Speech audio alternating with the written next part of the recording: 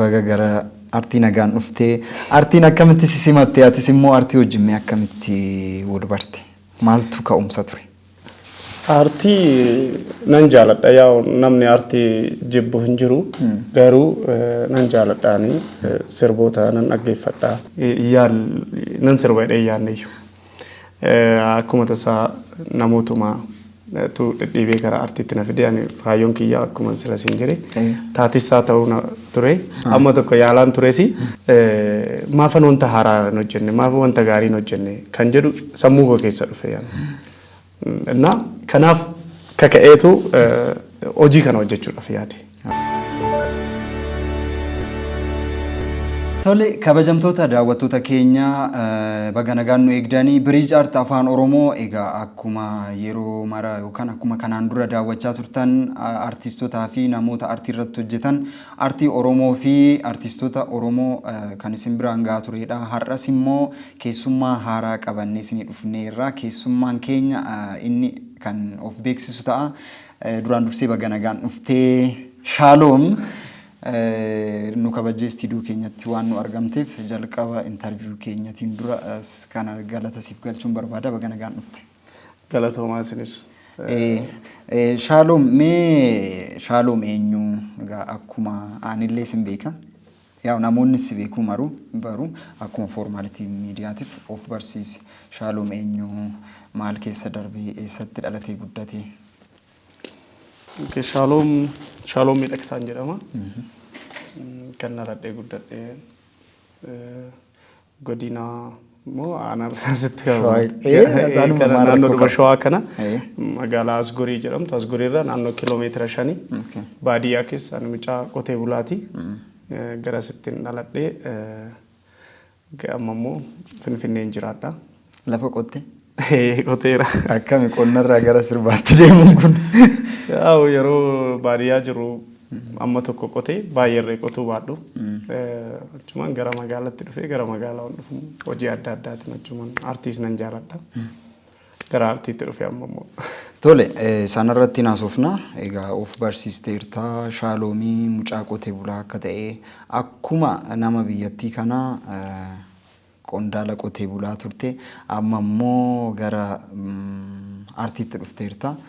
Egaa artiin baga gara artii nagaan dhuftee artiin akkamitti sisimattee atis immoo artii wajjin akkamitti wal-barte maaltu ka'umsa ture? Artii nan jaaladha yaa namni artii jibbu hin jiru garuu nan jaaladhaani sirboota nan dhaggeeffadha sirboota hedduu sirboota warra durii fa'aa baay'een dhaggeeffadha. Na hoggaan artii kanatti garuu sirba kana yaal nan sirba dhee yaanneeyyu akkuma tasaa namootuma tu dhibee gara artiitti na fide ani faayyoon kiyya akkuma sira siin jedhe taatisaa ta'uu ture. Sila naan hin jenne amma sirra taasise. Taatuu ta'uu barbaada. Taatisaa ta'uudha amma tokko yaalaan turesi jumaan kilippota artiin warreen hojjetan baay'eetu jiru isaan yeroo ilaalu baay'een jaaladha.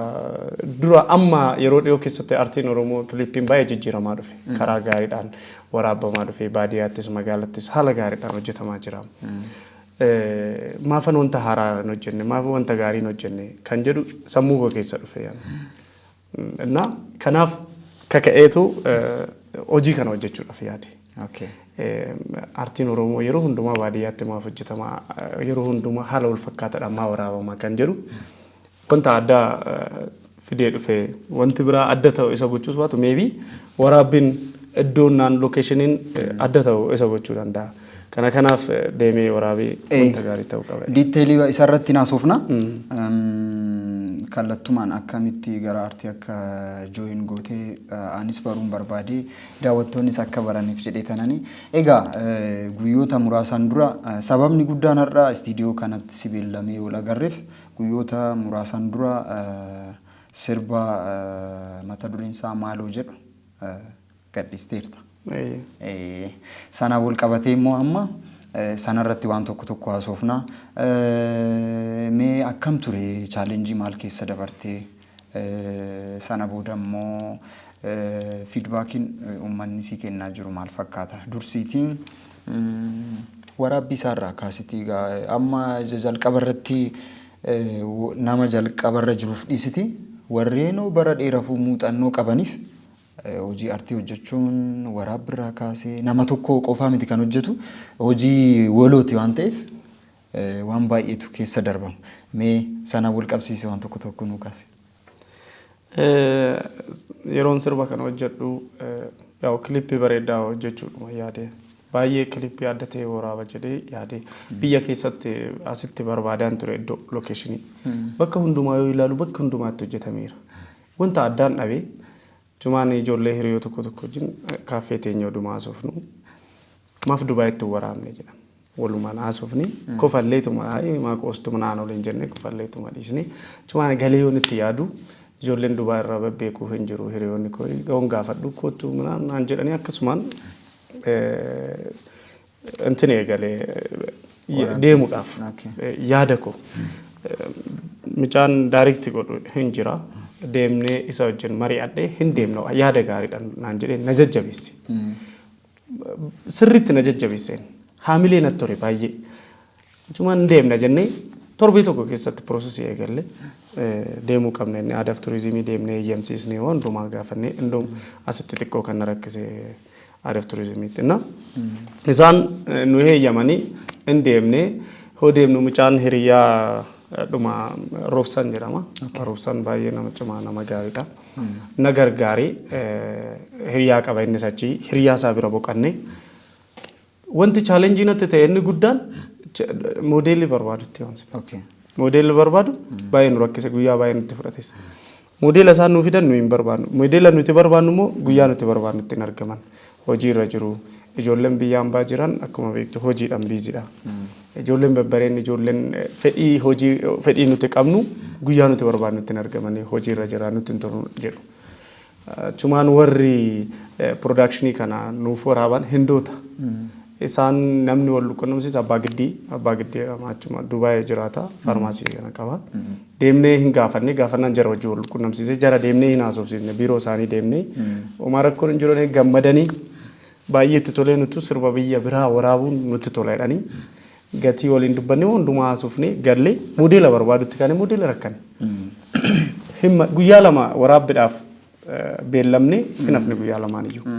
Achumaan isaanumti ofii isaaniitti moodeela isinii barbaanne moodeela Afrikaa fi moodeela warra Hindii kana jennaan moodeelota Afrikaas nu ergan teelegiraama irratti hundumaa nu ergan har'a galgala filadhaati boru kottan nu jedhan achumaan nu ilaallu moodeelonni Afrikaa natti hin tolle baay'inaan warri jiran. Warri yeroo sanatti argadde. Yeroo sanatti argadde natti hin tolle moodeela Afrikaa takka filadhee tan ishiin immoo hojii qabdi guyyaa sanitti ammas Dawwa Afrikaadha. Filanneet ishee kana wajjin hojjettannaan yoo gaafatanu har'a natti hin tolu guyyaa sadiin booda jette.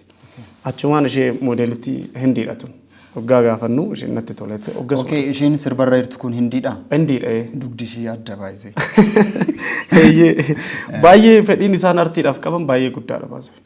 Hojiin tuffatanii baay'ee artii jaalatu. Innaa baay'ee kaka'umsa guddaa nuuf kennan nuuf isaa haamilee nutti horanii waliin hojjenna. Hoggasuma dhufte. Achumatti uffata jiranii hojiitti kaanii guyyaa tokkoon xumurame waraabbichi. Chaalenjiin tokko yeroo waraabbitti kan si quunname dhimma moodeelingii kana wal qabsiisee nama sanaaf ta'u argachuu fi yoo argattus immoo namoonni guyyaa sanatti yookaan yeroo sanatti argamuu dhiisuun wantoonni kun chaalenjii ture. Kana wal qabatee gara duubatti hin deebina gulana. Waa'ee dhimma moodeelingii kana wal qabatee yookaan immoo moodeelistiin ati filattee kan alaa ta'uu ishiitiin fiidbaakii garaagaraa akka gaggeessuu dandeessu yookaan immoo namoonni yaada garaagaraa akkasii kennuu danda'an jechuun nan hubadha. Fakkeenya maaliif biyya keessatti hin hojjenne jechuun jira yookaan immoo sanumaayyuu kan jajjabeessanis jira. Positive side isaa hin kaasna. Namoonni immoo garuu maal jedhume?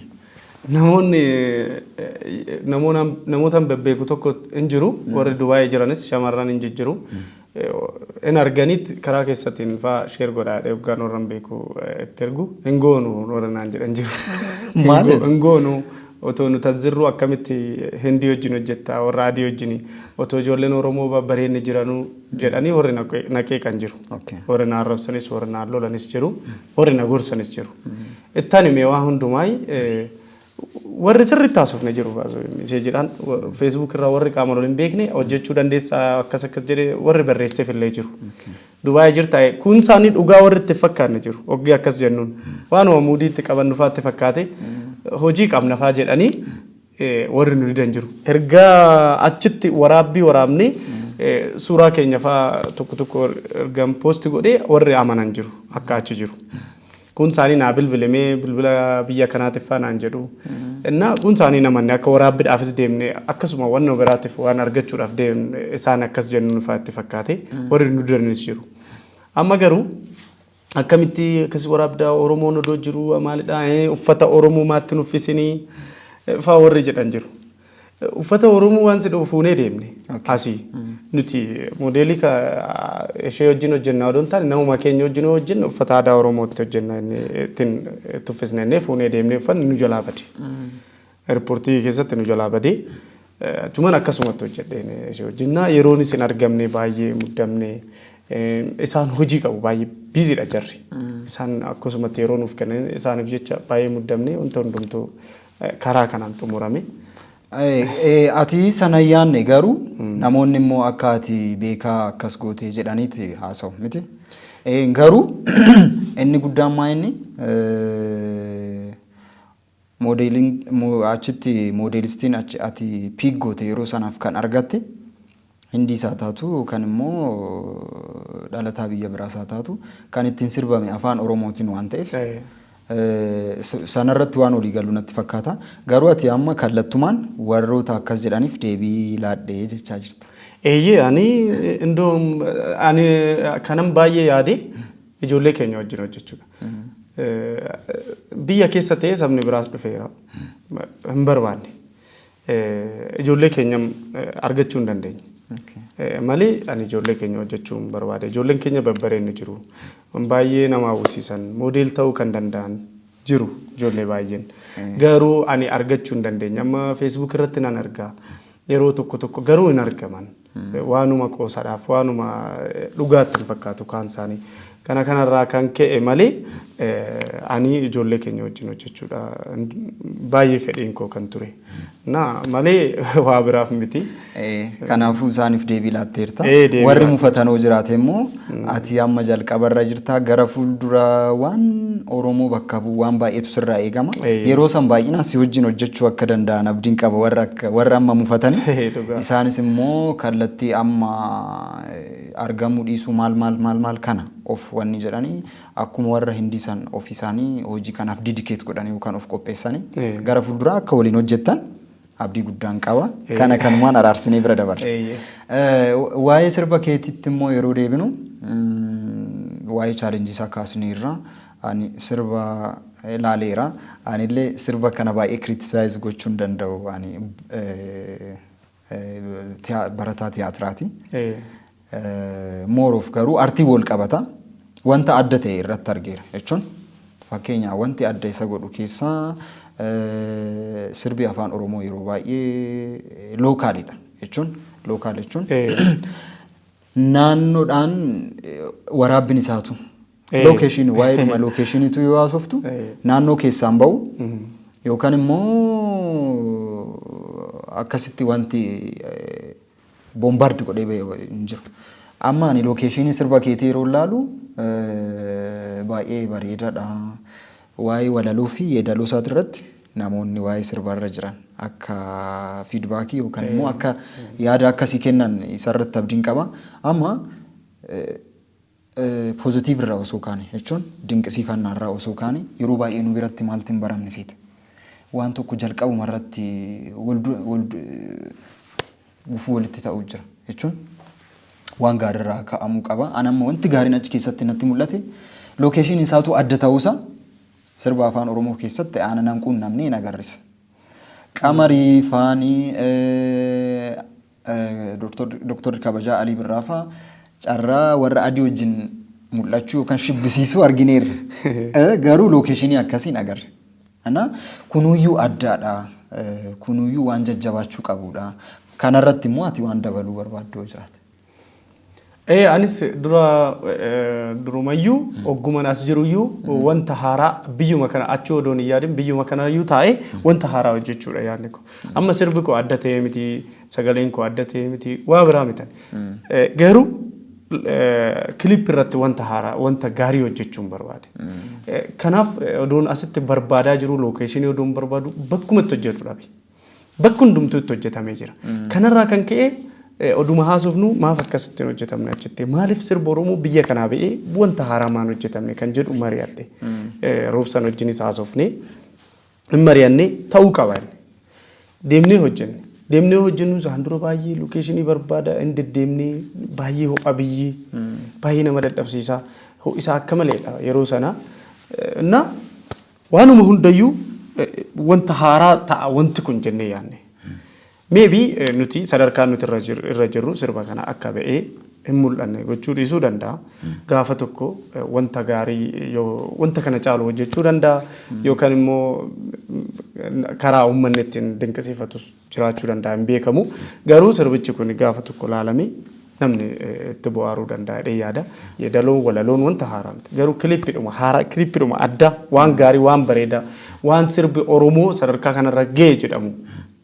Waan akkasiin barbaade yeroo hundumaa akkuma sin jedhe haala tokkoon waraabamu bakka tokkotti namni beekamaan tokko bakka tokkotti waraabe namni artistiin biraas deemee achitti waraaba bakka tokko wanta haaraan dhufe achitti waraaba haaluma tokko aynatuma tokko wanti yeroo baay'ee artiin immoo vaaraayitii yoo qabaate bareeda. Kanaaf adda gochuu barbaade tanan yeroo sana kam iddoo kana deemnee waraabne Oromoon uummata bal'aadha.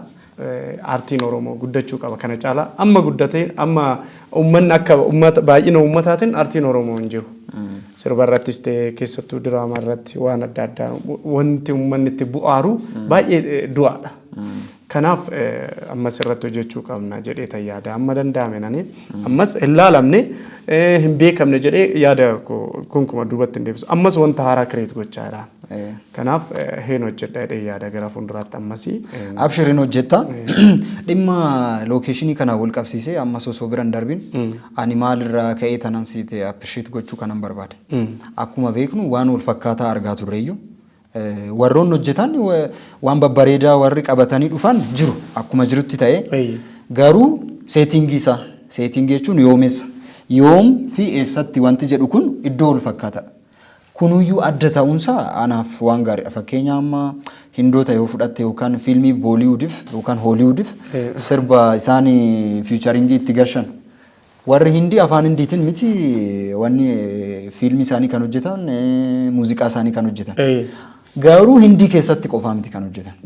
Afrikaa dhufanii hojjetu, London deemanii hojjetu, afaan Hindiitiin jechuudha. Warra adii biraa wajjiniin hojjetu. Kun immoo kun amma sirbi kee wanta sanaan wanta wal fakkaatu wayii agarsiisa. Gaarummaan isaa jechuudha. Kuni gara fuulduraas jajjabaachuu kan qabudha. Jechuun afaan Oromootiin maal ta'a biyya adii deemtee yoo sirbite. Adii wajjin yoo sirbite maal rakkoo qaba jechuun. Amma keessummoota haaraan arganne ati fakkeenya gara Oromoo dhufnee gara Itoophiyaa dhufnee si wajjin hojjenna namoonni jedhan bee yeroo isaa warra adii wajjin yeroo hojjettu waraabee waan haaraa biyya kanaaf dabaltaa jechuudha. Isaan iyyuu hin dhufne jechaa jiru. Ammayyuu dhufnee biyya keessanii hojiin hojiirratti hin hojjenna dhufnee achitti sin waraabna. Nutti tolee jira. Kunu waan tokko. Jedhanii afaan kun afaan maalidhaan hojjennu gaafatu Itoophiyaa keessa afaan yaa'u ilaalu afaan biraatiin beeku. So afaan Oromoo jennee itti himne afaan Oromoo Itoophiyaa keessa uummata bal'aa akka ta'e olaantummaa guddaa akka qabu. Argitee opportunitiin guddaan tokko kana Oromoo beeksisuun tokko kana. Itti maa turre sirbicha Ingiliffaan barreessaa nuu kennaa jedhan hiikkaasa. Isaan baazawee baay'ee of eeggannoo guddaa qabu. Hiikkaadhaan hiikkaasaa barbaadanii Ingiliffaan barreessaa nuu kennaa nuun jedhan. Maybe waan isaan yaadan afaan baruuf odoo hin taane sirbi yaada biraa qabaachuu danda'a.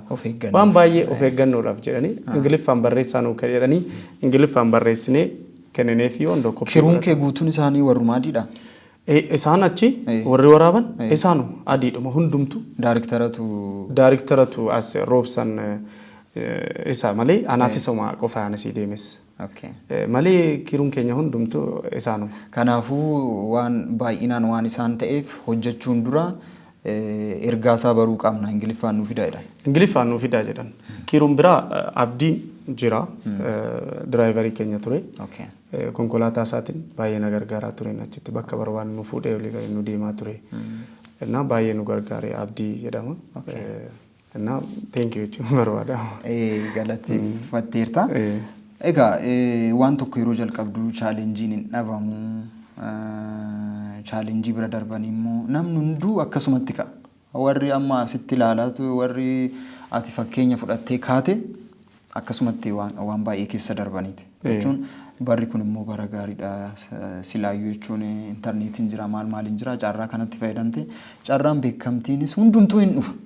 Garuu tattaaffachuun waan tokkodha. Ani tokko appreciate kanan godhu isa.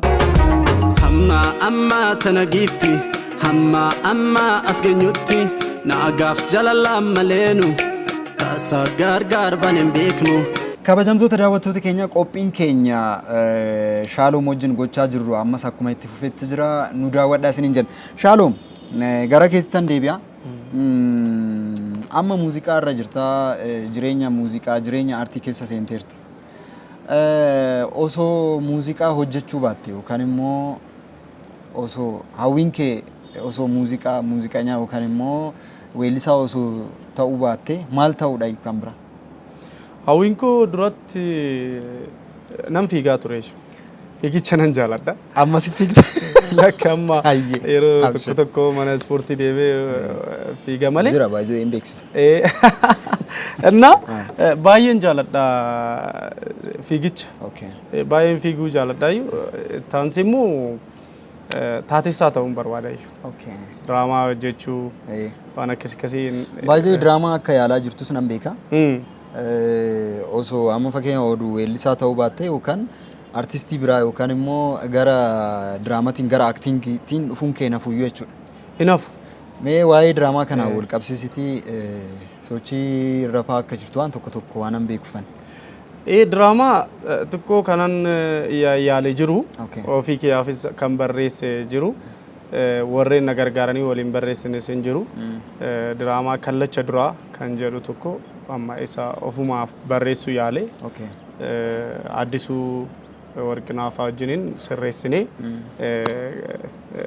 akka gaariitti akkanatti sirraa'uu qaba waan gaarii barreessitee fiddinaan jedhanii. Kan waltajjiiti moo akka fiilmiti?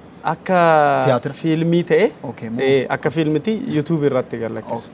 Kallacha duraa jedhama. Kallacha jechuun aadaa Oromoo keessatti bakka hundatti hin beekamu. Kallachi waa'ee kallachaan barreesse. Kallachi maal akka ta'e kabaja kallachaa fi sodaa kallachaaf uummanni Oromoo qabu barreesseen ture. Isa hojjennee turre tokko amma lama amma sadii kana geenyetti. Muuziqaa qofarraa miti gara waan akka diraamaa kanarra illee jirta jechuudha. Achirratti taatessa ta'een ture isarrattis hojjedhee waadaa diraamaa jedhu tokko gabbisaa barreesse. Isarrattis hojjedheen ture. Diraamaa sadan tokko arfan tokko hojjedheera. Ati kallattii baay'een deemaadha. Na yaala aartii kana keessa waa'ee aartiin natti tola waan ta'eef na yaala waan akkasii. Ole Shaaloom maaloo jedha sirbi kee.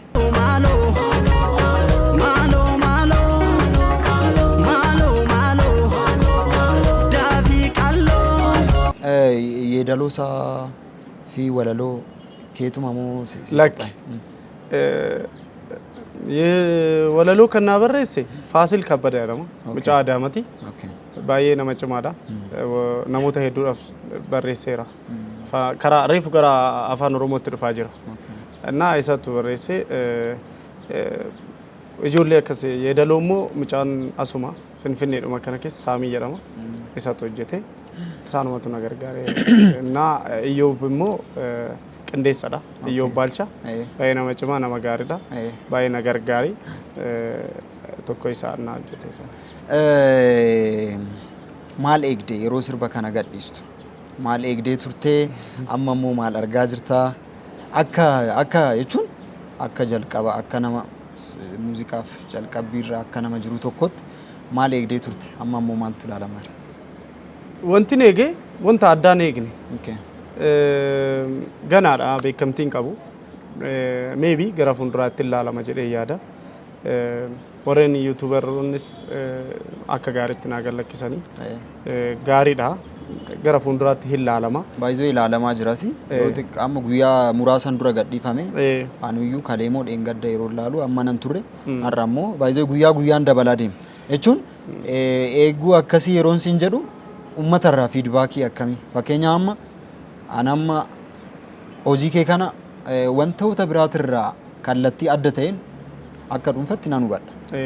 Namoonni biraa jechuun fiidbaakiin isaan sii kennan fakkeenya amma wantoota koomii duraan jiran naa kaasteerta. Kan akka warra adii sirbisiisu inni akkuma jirutti ta'e inni biraa wanti gaariin siif ka'u. Wanti gaariin naaf ka'e wanta gaariidha. Jabaadhu cimsii aartii Oromoo sadarkaa kanarraan iddoo akkanaatti hojjechuun waan tokko baay'ee gaariidha cimii wanta gaarii fiddee dhufte nutti toleera waraabbii gaariidha. Baay'ee qulqullina qaba kaameraan kun kaameraa akkamiiti warreen naan jedhan jiru na ati ndoom sadarkaa kanaan raawdoo jirtu sirba akkana waraabbii akkana hojjechuun kee baay'ee gaariidha na kaka'umsa gaariidha warreen kaaniif jedhanii warreen agorsan jiru waa'ee lookeeshinii isaa fi waa'ee namoota waliin hojjetee ogeessotaa fi iddoo itti waraaban wantoota kana yeroo kaasuun waa'ee baajataa yookaan wanta sanaaf ramadamu kaasuun hin hafu jechuudha.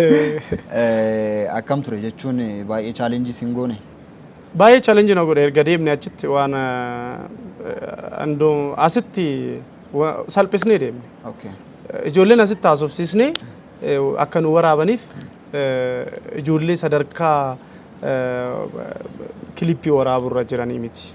Heeyyama sin qabanii ijoolleen biyya kana ijoolleen biyya san taa'an anachi jiraatan addaraasha keessatti lidatii waan akkasii warra hojjetan malee akkasitti heeyyama ba'anii kilippii waraabuu hin qabaniyyu isaan meebii odoo qabaatanii waan akkasii baajata nu gargaaruu danda'u jedhee yaade jara kana deemnee horoo dubbisnu abbaa giddii galatoomin jedhani thank you isatu jara kana wal qunnamsiisee isaan wajjin haasofnee nugaa yeroo deemnee isaan wajjin gatii dubbannu rifanne.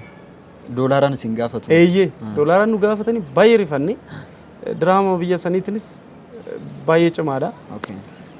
Dhiisuudhaafis baay'ee natti ulfaate asuma bakka wanna tokko yaanneetuma gallee itti yaannee kadhanne jaratti deebinee amma dandeenyu. Deemnee isaan gaafanne nu didanii booda dhiisnee hin gallu jenneetuma waan qabnu waan an qabuun anis waan an qabu yaalee amma yaadeen olitti parsantii baay'ee na fudhatee hojjedhu malee hin galu ergan kanaaf ba'e jedheen hojjedhee dhufe malee baay'ee gatiinsaa baay'ee ture kilippii 3-4 ittiin hojjechuu danda'a. Duratti immoo duubatti yeroo haasofnu waan akkana duubatti hin deebi'u cimee tan hojjedha. Baay'inaan ammas lookeeshinii biroo biraatirratti kan haala baramaa sanirraa adda waan haaraa fiduun barbaadaa naan jetteerti. Ammas baajatan sodaattu ittuma deemtaa jechuudha. Mee kanaan wal qabsiisiti gara fuulduraa jechuun kuni ka'umsa keetii gara fuulduraa hoo jechuun onneedhuma kanaan itti deemtamoo? Eeyyee ammas wanta haaraa fiduuf yaadaa jira. Hojii biraa calqabeen jira amma lookeeshinii haaraa ammas iddoo biraatti hojjechuudhaaf isa pirooseesaraan jira. Baajanni baajata annamas gaafadhee ispoonsara sin gaafanne amma ofuma kiyyaafan wannan qabuun hojjedha. Inni guddaan ani hojii kan hojjedhee deebi'ee itti gammadu hojii sanin itti gammaduudha kan baay'ee na gammachiisu namootas gammachiisu aartii Oromoo guddachuu akka qabu namoota fakkeenya ta'uun barbaada moor kilip irratti jechaadha. Kanaadha yaanni koo ammas yeroo amma tokko xiqqoo turullee nan dhufa wanta haaraadha. Egaa nus waan gaarii siif hawwina. Wantoonni kaasuu barbaaduu jiraate dhumarratti jechuun wanni keetiin wal qabatee amma qilleensarra jira. Ergaa qabdu ummataaf ta'uu danda'a yookaan immoo ogeessotaaf ta'uu danda'a. Ergaan qabdu jiraate keessa buusi. Ergaan qabullee hin jiru baay'eedha. Warreen na gargaaran warreen yaada kana na jajjabeessan hin jiru ijoolleen as jiran Mooneet Huseen fa'aa. Abdii Roobsan achitti na gargaare namoonni baay'een na jajjabeessaa turanii jabaadhu kan naan jedhan jiru. Kan biraa aartistoonni odoo wal jajjabeessanii sanarratti haasa'e. Aartistoonni odoo wal jajjabeessanii aadan wayii xiqqoo waltuffiin jira. Yaa namni tokko yaadee wanta addaa tokko hojjetee dhufu wanti hir'atu immoo jira. Wanti hundumtuu jechaadha wanta gaarii hin ta'u waan hojii tokko irratti. Hojii tokko hojjettu hanqinni hin dhabamu. Hanqinni sun akkuma jirutti ta'ee yaada namaa san odoo jajjabeessanii jabaadhu namaan jedhanii. Fakkeenyaaf amma aartistiin Oromoo tokko yeroo sirba hojjetee dhufu sheer gochuuf laayik gochuuf namni irra caala waan si dhibu sheer gochuurra karaa keessatti naa ergee waan gaarii hojjette kan jedhutu baay'ata. Waan si dhibu. Ba'ee nama sana wallaalu immoo sheerin goone poostii wanna godhan hin jiru. So achirrattis odoo nu gargaaran nu jajjabeessanii aartistoonni keessattuu odoo wal jajjabeessanii. Warri kanaan dura dursanii deeman aartiin bakka tokkotti hin dhaabbatu baay'ee. Uummanni tokko hamma jirutti kan ittiin mul'atu aartii isaatiin waan ta'eef. Kanaafuu aartiin nama tokko irratti yookaan nama beekamoo tokko irratti kan dhaabbatu miti. Warri duuba jiran vaaraayitii qaba aartiin. Aartiin namoota baay'ee keessa jira.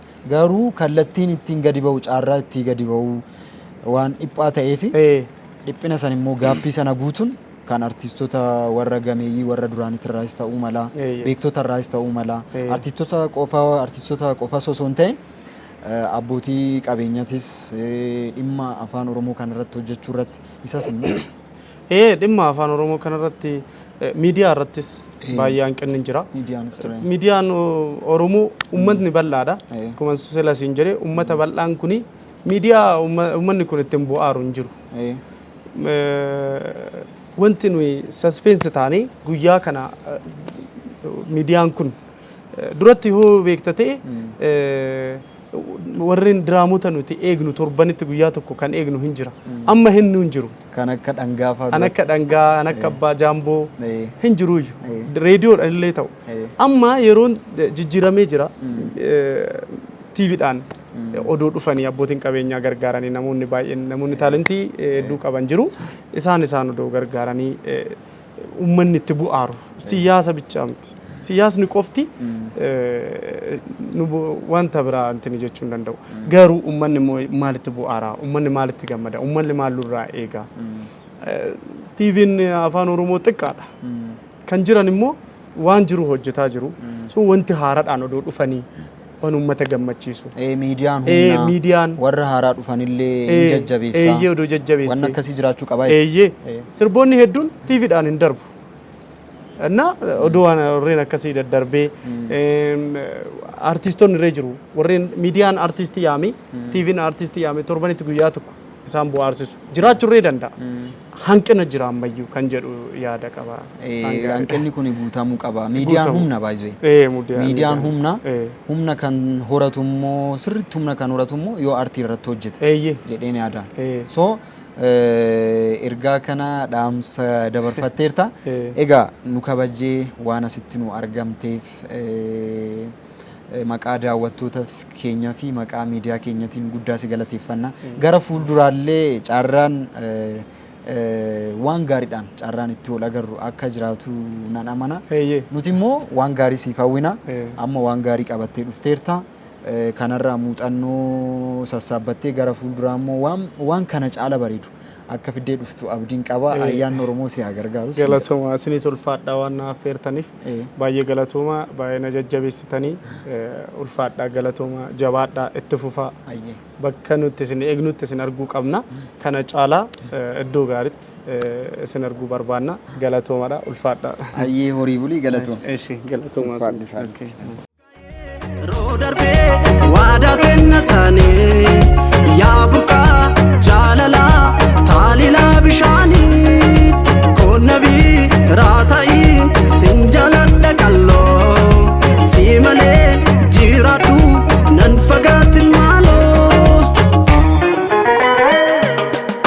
malo malo malo malo malo malo davi kallo suwachinan bareda suwachinan bareda suwachinan bareda suwachinan bareda suwachinan bareda suwachinan bareda suwachinan bareda suwachinan